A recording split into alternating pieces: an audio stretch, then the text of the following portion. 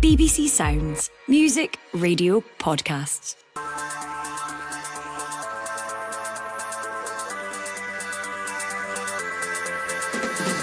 Hello, I'm Thomas Duncan, and this is the Scottish Football Podcast. All the news, views and analysis you need on Monday the 28th of April. And there's been no shortage of talking points. We didn't do enough. We had total control of the game, but the longer the game went on, we played too safe, lacked belief in what we were doing and lacked quality really. Hearts part company with another manager this season, while in Dundee it was party time for Celtic. Ida, in it goes for number 5. Side foot finish from Ida, right hand side of the 6-yard box. And Celtic hit 5 on party day. Brendan Rodgers' side clinched the title in style at Tannadice, and Hibs' unbeaten run finally came to an end. Kevin Nisbet! Kevin Nisbet! Absolutely world class! Have a look at this one, guys! He has got it. He has got quality. Yes, Aberdeen triumphed in the big game, and the championship title will go to the wire on Friday night. The Scottish Football Podcast from BBC Sports Scotland. Yes, another brilliant, dramatic weekend in Scottish football as the tension rises, as the seasons come to an end. I'm joined by Michael Grant, the Times Scottish football correspondent. How are you, Michael, and how did you spend your footballing weekend? I'm fine, Thomas, thank you. I was at Tannadice to see Celtic win the title as expected, so we can talk about that at length, obviously, in the show. Yeah, absolutely. And Ryan, I'm sure we'll touch on what was a hugely dramatic weekend for your Livingston side. Did you watch the Friday night drama unfold as Partick Thistle won at the death before you and your boys went and did the business against Hamilton the next day? No, I didn't get to watch most of the game. My oldest son has football on a Friday night, so I was at his football training. But yeah, like you said, it was a bit of a surprise result and all set up for a big Friday night. Yeah, I bet the messages were flying in by the time you got to your car. I'm sure something was afoot. Yeah, we'll get into that and lots more, but we're going to start with the big news that came out of Tynecastle on Saturday night. Neil Critchley removed as the Hearts head coach after a 1-0 home defeat by Dundee. Michael, I guess with everything that's unfolded in recent weeks, missing the top 6, the Scottish Cup semi-final defeat and another uninspiring home defeat and slipping towards that playoff spot, it perhaps felt inevitable. Yeah, listen, I think it was inevitable in the sense that that's where it was heading for Neil Critchley. I mean, I suppose I do think the timing was a little bit surprising. You know, I thought that they might have given him the seasons and, you know, given him another transfer window. I guess it's maybe a club that has been spooked by the prospect of relegation or getting caught in a real relegation battle, you know. They slipped down to 8th. They're only 5 points ahead of Ross County in 11th.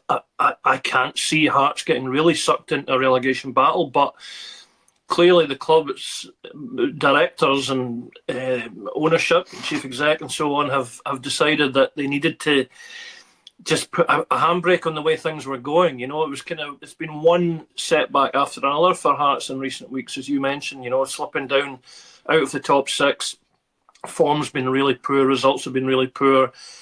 You know, there's been a lack of belief amongst the players and the team. That's been a kind of constant criticism of the team in recent weeks, so they just don't look like they've got any belief anymore. They went out with the Scottish Cup last weekend. So I think it looks to me like the club has been spooked a little bit and has thought, we need to do this. It isn't working under Neil Critchley.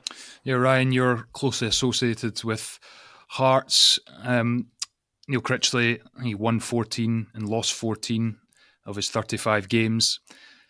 You know, he got them away from trouble, which was initially the job that he was brought in to do, but I feel like the big games, certainly against Celtic, Rangers, the derbies, of course, most importantly, and Aberdeen as well, including the semi-final, although they were a bit unfortunate in that game, have really gone against him, and it's only worsened in recent weeks. What were your thoughts? Yeah, exactly what you said. Adding to that the European campaign, going into the last game of that qualifying or that round, to qualify against the worst team in that sort of league, and not coming away with the victory was sort of the first sign of him kind of not grasping the big games and being able to sort of make his mark on the team. Albeit he came in and sort of steadied the ship, but I kind of believed whoever came in would have probably steadied the ship at that point. But yeah, I just think too many times this season he's maybe changed the team and changed the personnel. I'm not even sure he knows who his best 11 is or what formation that would be. He's kind of stumbled across it throughout the season. And yeah, like you guys said, I was surprised. I don't think he would have been there at the start of next season. But yeah, I was slightly surprised that they did decide to do it on Saturday night. And like Michael said, I do think the club's slightly worried, after this weekend coming up. If results don't go their way, then it can really, really be tricky in terms of getting sucked into that playoff spot. And for a club the size of Hearts, it shouldn't even be an issue in terms of getting sucked into that playoff spot. So I think that's why the club's acted. They're also trying to sell season tickets for next season. I think they're just trying to get a little bit of a bounce and sort of listen to the fans in terms of obviously they're not happy with the situation that the club is in, but it puts a lot of pressure on them to make sure that they pick the right manager for next season in the summer. Yeah, I commented on the Ammonia game in the Conference League, and I just remember that was his early part of Neil Critchley's tenure, and it was a great atmosphere at Tynecastle that night. They played really well. They were on top pressing, playing really kind of front foot football. Penrice and Spittle were outstanding, and it felt like that was a bit of a blueprint for Neil Critchley, Ryan. But there just never seemed to be enough performances like that. There was the 6-0 at Dens and maybe a couple of other standout results, but other than that, it just never seemed to be able to produce it on a weekly basis. Yeah, I think when he first came in, like you said, there was a lot of clear identification in terms of how they wanted to play. Like you said, Penrice and Spittle were really good on the left-hand side and really attacking, and there seemed to be a lot more on the front foot, whereas in recent weeks, there's just seems to be really flat and nothing that sort of gets the team going and gets the team moving in the right direction. And I just think he's probably lost his way a little bit. The whole Shanklin thing, he's kind of in and out the team. The sort of signings in January, he didn't seem to be that keen on, or kind of came out and said that he wasn't too sure on a lot of them, and it was this analytic system that's going through, or that's how it worked. And it just seemed to be, after the recent couple of results, and especially the semi-final, I think that was, if he had won that, at least he could have kind of held on to the cup final. But I feel like after the Aberdeen game, the writing was always kind of on the wall. It was just a matter of when he was going to be done. Michael, it's a huge appointment now coming up for Hearts. Obviously, Liam Fox is an interim charge, I assume, to the end of the season. What type of manager do you think they need? Do you think they know what type of manager they need and want? I know we've obviously got the Jamestown analytics influence as well to factor in, but they've tried a lot of different things, the kind of those in charge at the club, and none of them have really worked for any sustained period of time. Do you think they know what they want and need at the club? It doesn't look like it, because Hearts have churned through managers for years now, in the Anne Budge era, in which they've got an awful lot right off the field in terms of the commercial side of things and the kind of growing of the club. They've got a lot right there, but they haven't got it right in terms of management. They've had so many managers that tend to last a couple of seasons at best. Ryan touched on the data issue there, and I think that is really, really interesting now, because when they appointed Critchley, Andrew McKinley, the chief executive, made no secret of the fact that Jamestown and the kind of data research had been really significant in this, in finding Critchley, and the data pointing to him being suitable. Now, they're in bed with Jamestown Analytics, and that's not going to be thrown out just because one manager hasn't failed. But I think it puts a little bit of pressure and a little bit of a more a harsher kind of scrutiny on Jamestown's contribution as well, because I think that there was a lot of excitement when they came on board about what they would bring, and the kind of exciting players and potentially exciting coaches that they'd be able to identify. And I think so far, after one window, which has been a little bit underwhelming, and one managerial appointment, which has been very underwhelming, they are now under a bit of pressure to show that they can identify talent that will work in Scotland. They're an English company that has been outstanding in terms of what it's done in England. Now they will have to show that they can identify talent that works in Scotland. I think they will clearly have a big role again in the appointment of the next guy. And that means that none of us know where it'll come from, because it's likely to be left field rather than a John McGlynn or a Derek McInnes. I would have thought, unless the board say, no, we've been stung once, we need a safe pair of hands, we need a guy that knows the Scottish scene. Well, we're recording on Sunday night. This is being released on Monday morning, but I just saw Hearts tweeting that the stage is set for their Player of the Year awards dinner tonight. So maybe don't have time for Ryan's stories of Player of the Year dinners after you've been part of a club that's not had a good season. So I'm not sure what the atmosphere will be like on Sunday night at that. But we must move on, because there's plenty more to get through, and there'll be plenty to unfold in terms of who the next Hearts manager is, and of course their end to the season. Huge game for them next week up in Dingwall against Ross County. Just to kind of wrap up the bottom six, Ryan, your old club St Johnstone, 3-2 defeat. They kind of perked up for a spell, but it just feels like they're just sliding towards that inevitable relegation. It was a bit of a sickener for them, especially having gone in front early on.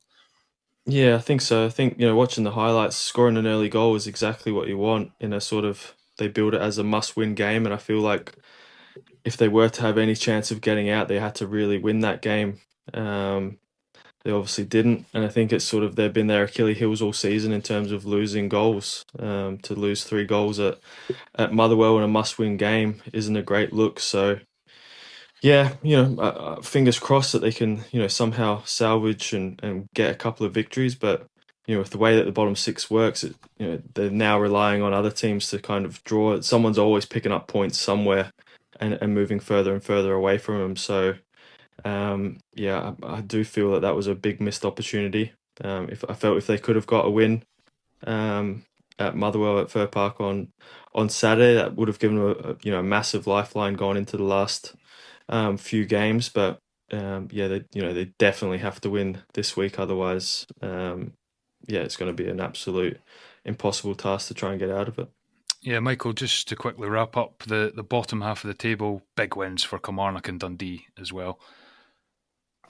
Yeah, absolutely. And Ross County kind of getting dragged down into real trouble. I think it's 5 defeats in a row for them. They play Hearts, I think, at the weekend, which it might not be the best time to play Hearts. They might get a manager, a new kind of coach, interim coach lift from Liam Fox.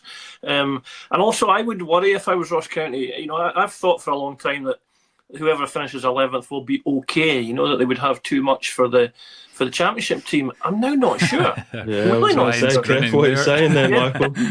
Absolutely, Ryan. Yeah. I mean, I think, Livingston's finished the season. If indeed Livingston are going to finish second, we know that they could finish top. And Livingston or Falkirk would be a real handful over 2 games, I think, So I don't want to sound too doom and gloom about Ross County, but I do fear for them a little bit now.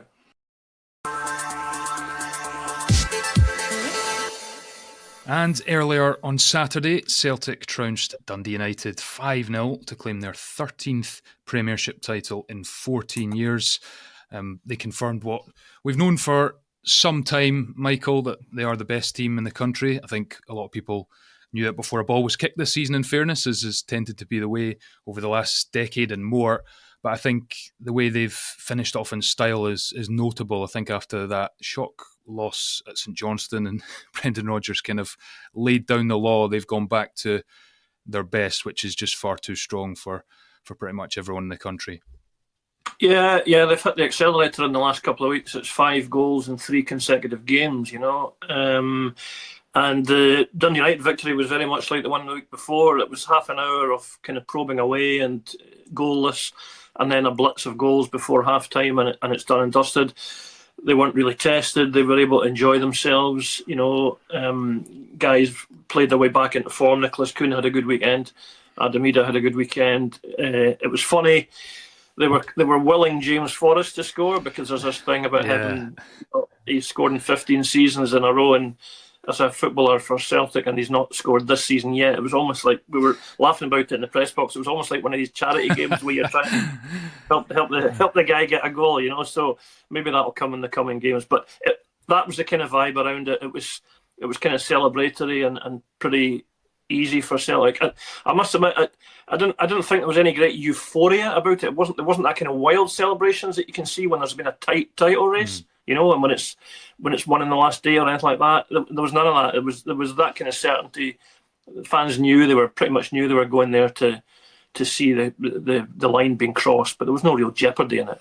Yeah, I think Chris Sutton called them mentality monsters, Ryan, and there's always a suggestion they've got the budget advantage, which is just a fact. They have advantages over the rest of the league, and the fact that it's boring that they win it every year and blah blah blah. But as Cal McGregor and Brendan Rodgers have touched on it, and you as a player, I just wonder what you think it takes as a player, as a squad, to go week after week after week, even though you've got the best squad, to just put in the performances that are required across all competitions, because they've done it in Europe as well this season. Yeah, the budget one does get spoken about, but if you look at other countries across the world, especially in Europe, it's not always the one that spends the most money or has the biggest budget that seems to win it. I think Celtic are just so far ahead of everybody. Not only in terms of players on the pitch. I think the managers, for an example, their structure behind the club, the way that they bring players in with an actual profile that fits the club. Most of them have a good age for a sell-on, after a couple of seasons. And I think having Rodgers in charge, he's been a top manager for a long time, and he, even just losing against St. Johnstone, I think everyone would have just put that down as a blip. But he was out there. He shows how much power that he has, amongst the team, for them to then rebound and, like you guys say, score 5 goals in a row for 3 games is pretty impressive in no matter what league you're playing in. So, I think it's not as easy as they make it out. And, I know a lot of Celtic fans who sort of, were born in the 80s, who, kind of went through the 90s, and, to say that Celtic would have won 13 out of the last 14, championships, and absolutely, accelerating. And if you're looking at it now, miles ahead of Rangers in almost every aspect, it's a pretty good time to be a Celtic fan. And the celebrations might not have been as crazy as there has been, over the last decade or so, but I'm sure that they'll be enjoying it between now and the end of the season, that's for sure. Yeah, and the potential to celebrate a 6th treble in 9 seasons if they get the better of Aberdeen in the Scottish Cup final, which is quite remarkable considering they'd only won 3 up until I think it was 2001 when Martin O'Neill won their 3rd treble. Astonishing the last 20 years for Celtic. Just to throw it forward slightly, Michael, I guess the question that we ask, and it's still early, we've got a whole summer and Rangers takeover, etc., but can anyone stop them? I think in terms of the league, you have to say that only Rangers would be equipped to potentially go the distance with them. There's a lot of unanswered questions so far about the consortium that is looking to take over. But if they do, you would imagine that would really be an upgrade for Rangers in terms of the kind of professionalism around the club at various levels. And also you would imagine that they would put some money into them to be able to tool up in terms of the squad. Now, whether that's going to be enough to close the gap on what is a really, really settled kind of winning machine at Celtic, I'm not sure. I mean, I'm not sure Celtic will really have that much disruption to the squad over the summer. I mean, there's 1 or 2 that might move on, but you almost feel like it would be at Celtic's kind of choice rather than the team being ripped up. Rodgers has been interesting over the last few days because he's talked very much about next season and refreshing the squad and having to get players in to challenge the existing ones so they don't get into a comfort zone. He talked about comfort zone after they got beat in Perth, but he was wary of that. So I do think Rangers can certainly challenge. I mean, they could hardly challenge any worse than they have this season. You know, it's been pretty lamentable from them this season in the league and in the cups. But you know, I think it's too early to know. But I think certainly the American takeover has the potential to really boost their challenge to Celtic.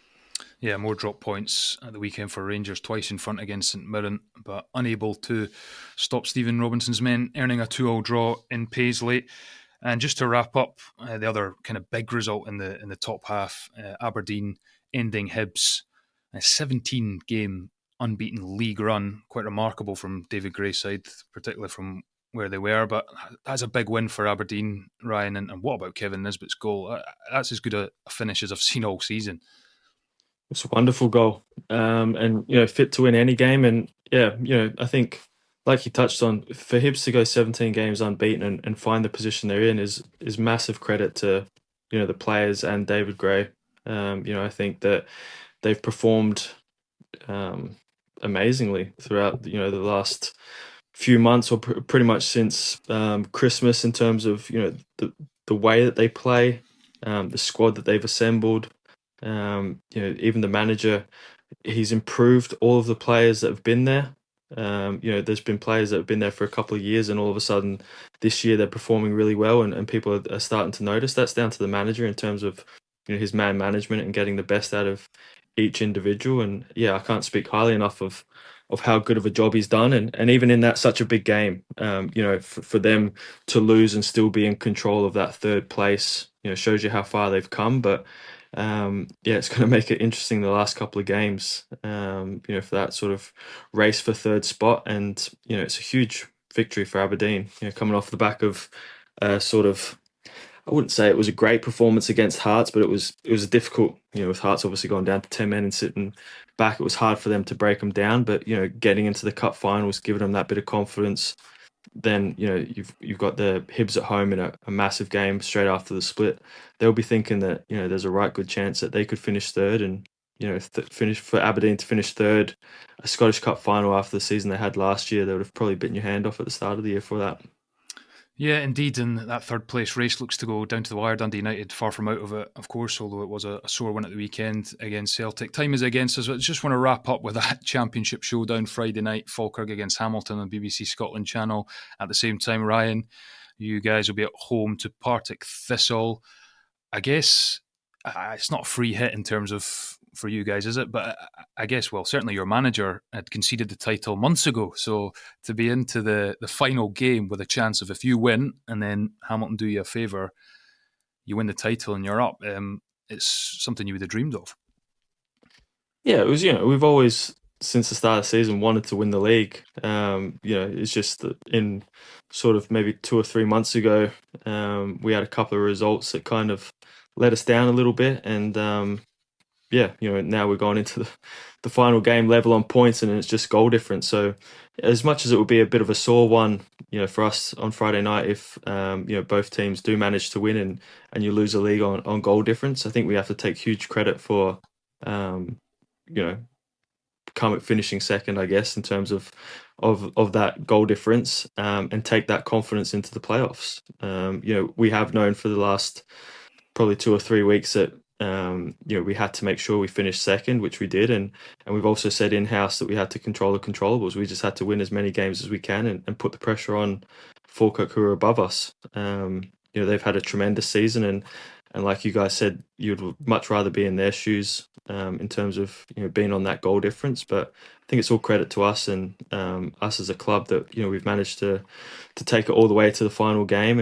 And it would be obviously a sore one if we were to lose the league on goal difference. But it just shows us that it's a totally new group from the one that sort of finished last season. I think if you the start of the season, there was probably 9-10 new players in, so it's maybe taken us a little while to kind of gel. And if we're reflecting back on the season, there was a few early defeats and draws in the first sort of 5 or 6 games that probably come back and bite us on the backside come Friday night. So, I think we need to take the positives from the last couple of months in terms of how we've been playing and how we've been performing. And if it works out that Falkirk do win the league, then we need to be confident in knowing that we're a good team going into the playoffs against who that might be. I'm unsure between sort of Ayr Thistle and Wraith Rovers, and then fingers crossed we win that and we take on whoever finishes 11th in the Premier League. Yeah, so much still to play for. Falkirk still the favourites, of course, but anything could happen, so make sure you tune in Friday night, BBC Scotland channel, live action from the Falkirk Stadium, and of course we'll be across all the other results and goals as they go in as the drama unfolds on the final day of the Championship. Thanks so much to Ryan McGowan and to Michael Grant. Remember, we're here with new episodes of the Scottish Football Podcast bright and early every day, so make sure you don't miss out and subscribe in BBC Sounds and have push notifications turned on in your phone. Enjoy the rest of your day. Until next time, it's goodbye. On BBC Sounds. From life aboard a Russian submarine to chairman of Hearts Football Club. At this stage, he was the hero. But as his controversial decisions escalated, they said, we're going to sack George. And I'm going, you can't do this. How did Vladimir Romanov go from Hearts saviour to a wanted man? He caused a whole load of chaos and havoc. Romanov, Tsar of Hearts. Listen now on BBC Sounds.